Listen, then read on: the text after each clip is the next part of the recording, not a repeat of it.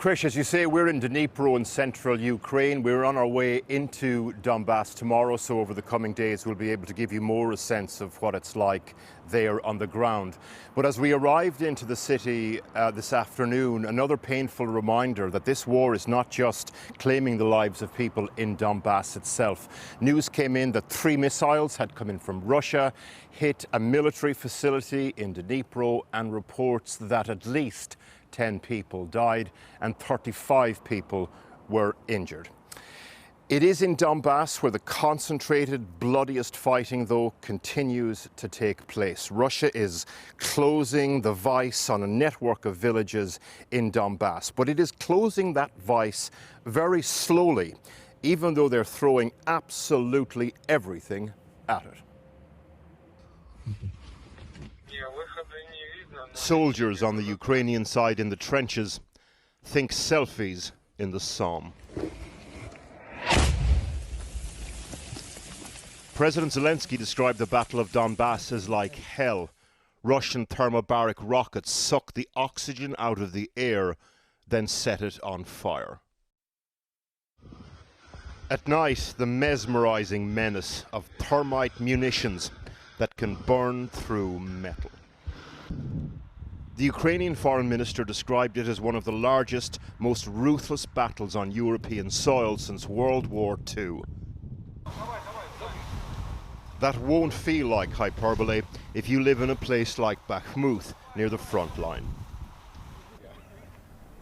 Remnants of Russian missiles were added to the exhibits at St. Michael's Square, Kyiv today. A tourist attraction that people want to punch. Ukrainians say they've killed some 30,000 Russian soldiers on the battlefield. NATO and others in the West put that figure at more like half that. Moscow says it's killed 15,000 Ukrainian soldiers during the course of this war. The Ukrainians dispute that figure. Either way, this is a bloody, bloody war, with some estimates saying that up to 250 soldiers every day on both sides are dying in the Donbass. But winning modern warfare is not just about killing numbers of the enemy, it is also about hardware and how you use it.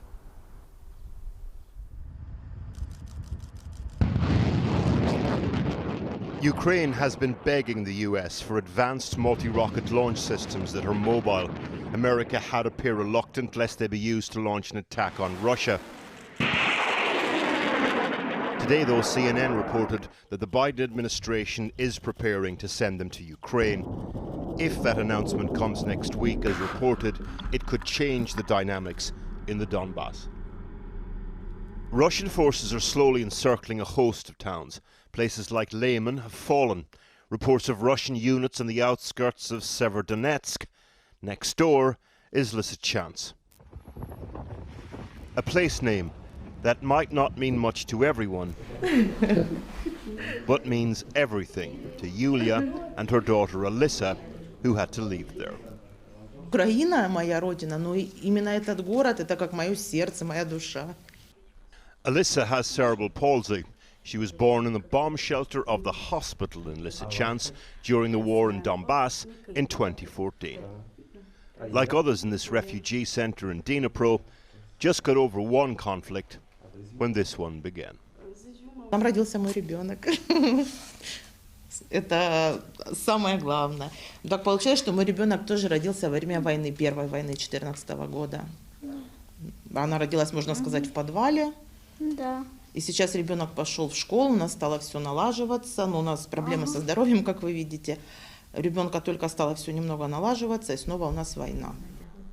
There is a world in which Ukraine could compromise places like where these families are from with a view to wearing down Russian forces in the hope of retaking them later. For the Russians, taking these towns equals desperately needed wins. For the people here, though, the strategic objective is just get back home.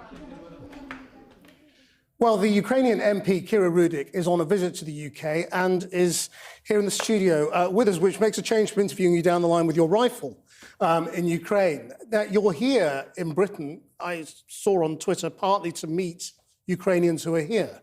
But you will have discovered there are not that many here, partly because of delays to the visa system. What do you want to change? So one of the goals of my visit right now is to make alteration to the visa process, because there's not too many Ukrainians they want to get into the United Kingdom. We know that. It's the farthest point in Europe from Ukraine. So people have many other countries to stay at. But this small amount of women and children who want to get in, why not make it easier on them?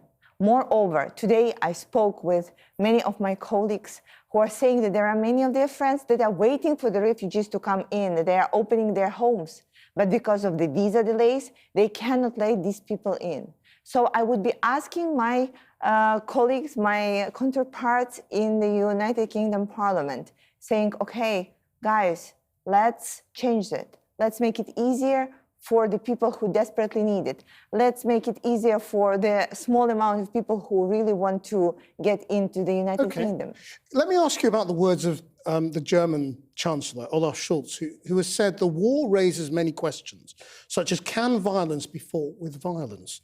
Can you only create peace without weapons? We should discuss both with respect. What do you make of that? I would love to hear what does he propose.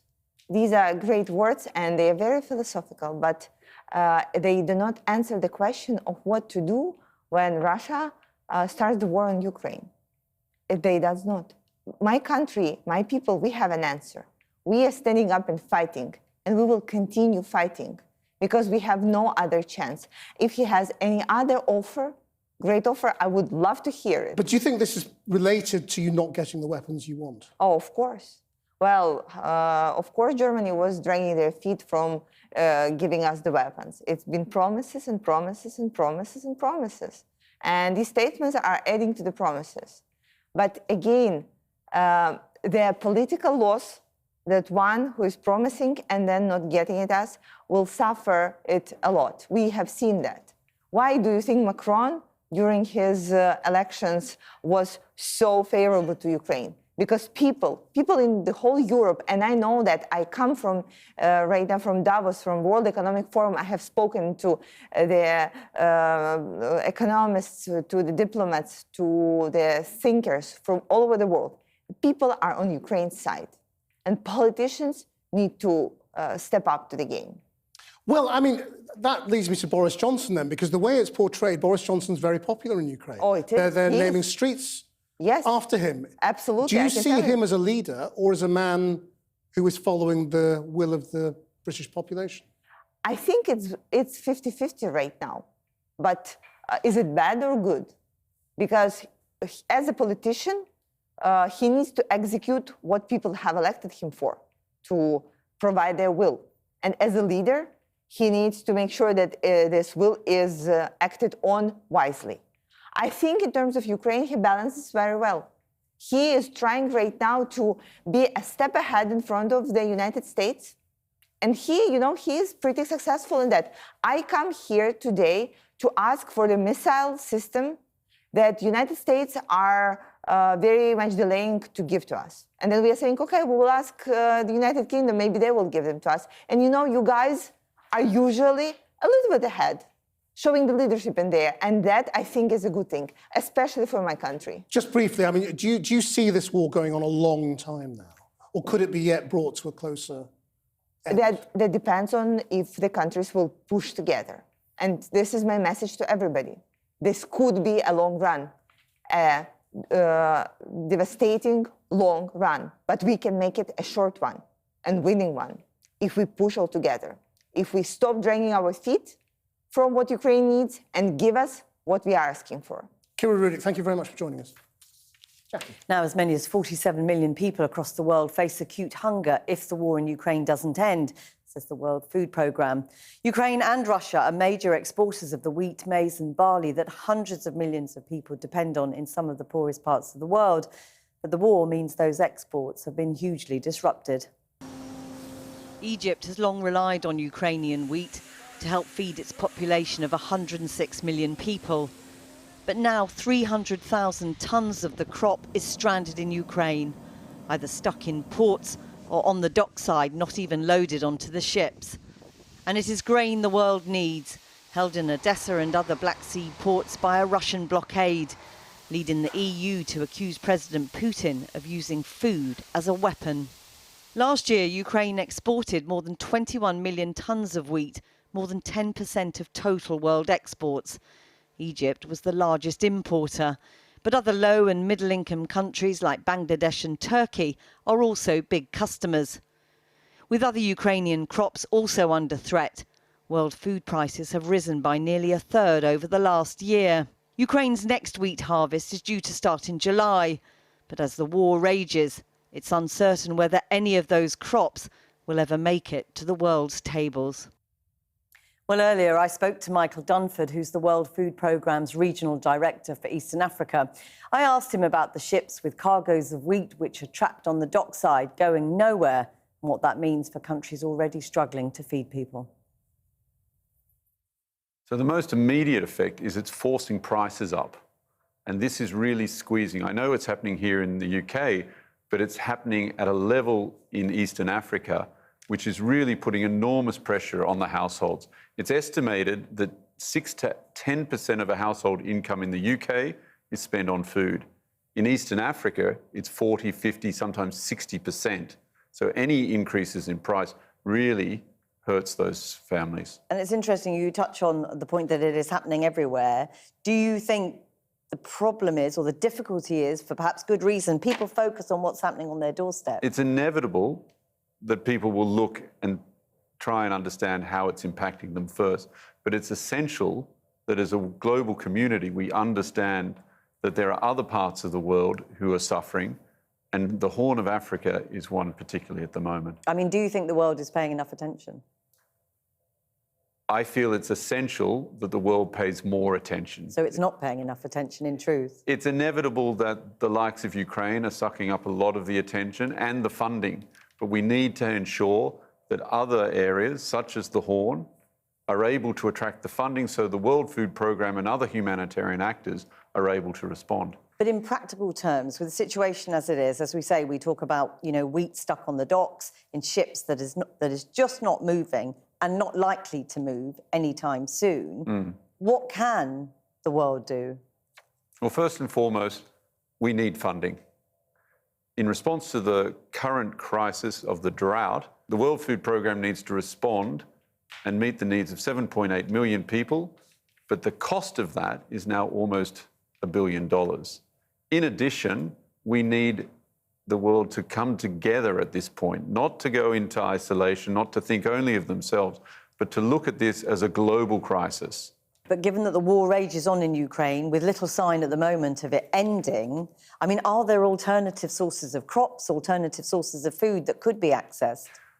There are, and the World Food Programme is exploring those. The trouble is it comes with an increase in the costs. So every month we are spending upwards of $20 million a month more to meet those needs. That's adding to the cost of our operations. At the same time, the number of people acutely food insecure continues to increase. I mean, exactly as you say, you talk about the Horn of Africa, but we know Yemen, we know Afghanistan, we know millions of people are facing really dire consequences.